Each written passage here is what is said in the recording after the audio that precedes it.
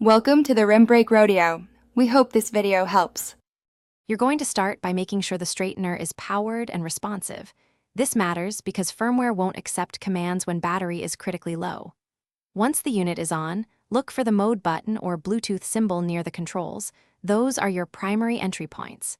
If you've installed the Dyson app, open it now so you can switch modes from the phone. Make sure you're close enough for Bluetooth to connect, about 1 to 2 meters, so commands register immediately.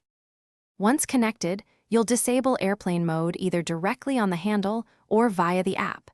This is important because the device locks radio functions differently depending on firmware.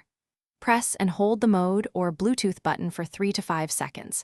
A steady or changing LED indicates the device is toggling. If using the app, navigate to Device Settings, select Connectivity, and toggle airplane mode off. Make sure to observe the icon. Blinking off, you'll finish by verifying the radio is active. Look for a steady Bluetooth icon or confirm pairing in the app, because that proves the straightener left airplane mode. If the icon remains off, power cycle the device and try the hold button sequence again, since resets clear temporary locks. Make sure the app and device firmware are up to date. Outdated firmware can prevent toggling. If it still fails, perform a factory reset per the manual as a last resort, then retry the steps.